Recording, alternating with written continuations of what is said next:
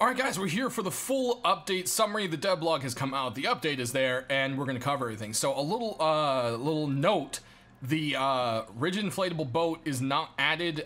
They decided to hold it off for more work, and I think it is. It was a little bit derpy still. Trying to walk on it makes you like leap up and down. It's still not fuelable, it has infinite fuel, so that would have been a bad idea. But we do have the Jackhammer, and it is a pneumatic tool. So it doesn't use fuel, it actually runs off of air. It is not craftable and will not be craftable or researchable. You can buy it at the NPC town, or you can find it in crates just like the chainsaw in the toolboxes. And the way you refill it is you actually go up to here, you click on it, and hit refill. And that will work at any workbench. Has to be the workbenches, not research bench, not a repair bench. So it's just like the scuba tank. And of course, each time you refill it, you lose some durability. Now, if you haven't seen already in my little teaser video that showed this and the Watchtower out, this thing hammers to its name straight through. Boom, done. I mean, it tears through ore like it is nothing. Now, it doesn't give you more ore or anything. None of the tools are meant to give you more. I know the rock gives less, but once you get up to the salvage tools and stuff, it's always just the faster speed, and it's the same thing with this. It's just, you tear through them super, super quick. It's a time saver, and in a game like Rust, where anything can happen at any second, every little moment is precious, and having this thing to tear through ore nodes is amazing. I love it. Now, if you haven't noticed at the top of the screen, there is a compass.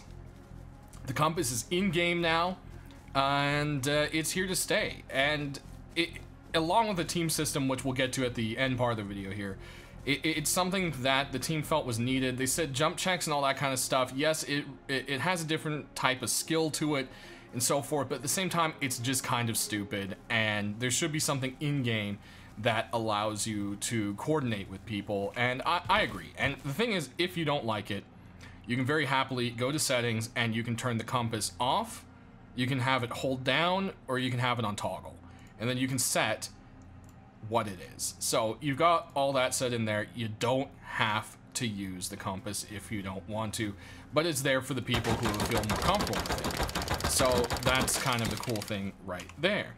Now, if you didn't see my other video, of course, there's the Watchtower, which we started on.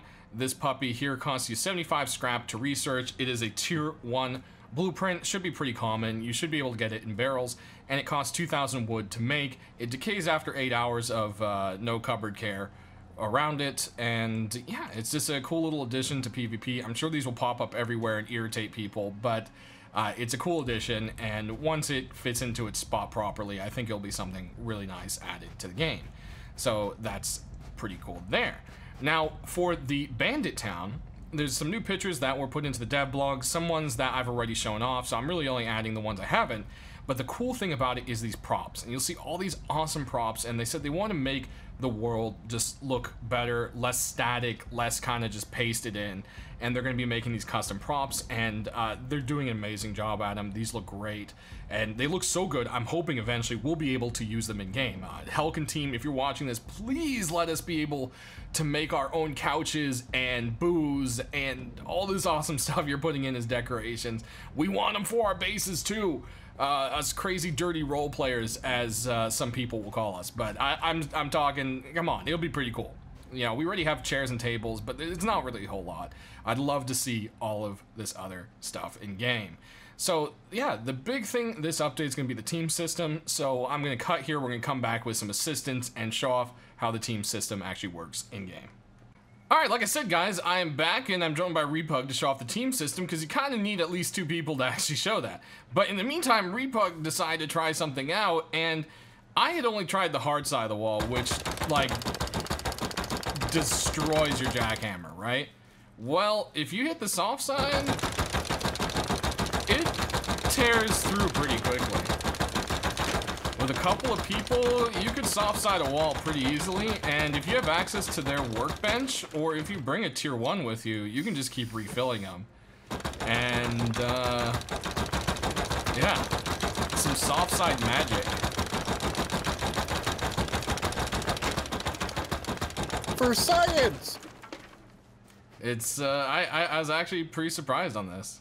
I didn't think it was going to do any better on the soft side.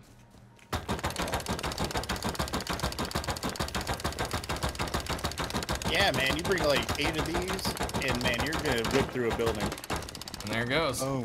So yeah, that's interesting. Tune in for that to be nerfed. We hit the foundation now. Yeah, does the same. Yeah, I mean that's technically the soft side. All right, stop making so much noise. All right, so just start a team. Wow. Okay. Now that that's been dealt with, we can now be friends. So you go into tab, you hit create team, and then you have a team that shows a little check mark, blah, blah, blah. And then you can go up to someone, press E to invite them to team. And it should, did you get invites? Oh, yeah, I did it. All right. I just accepted the team invite. And I now, got a little beepy. Yep. And so now do you see my name? Yeah, your name's in green. Yeah. And there's a green dot above you. Exactly. So I think I have name tags turned off. I have chats and name tags off, so I might want to turn that on. And there you go. You see Repug. You're on the map too. Yep. And if you open up the map, it will show where your teammates are. You can add up to 8 people by default. Only the team leader can kick and get rid of people and add them. And yeah, as you go further away, they eventually become a dot that you can see. But if you focus in on them, like let's say with a weapon. We'll put a little scope. You guys always love it when I put it 4 times up on an AK. If I zoom in on it, even through the rock, I can still see his name. So that's kind of cool right there. And you can also promote someone else to leader. So right now I can go and promote to leader. You got to hold it down to make sure so you don't do it by accident. And now Repug's the leader. You see the check mark move to him. And now you should be able to kick me. So if you hit tab, you should be able to click on my name and get rid of me. Pretty sure. I promoted you, leader. I'm sorry. Oh, you re-promoted me? Okay, I'll kick you out. Yep, and see, it just says kick, and boom, he's gone. And then just as easily, I can re-invite him to the team. But you'll notice name tags have changed. They're actually quite nice.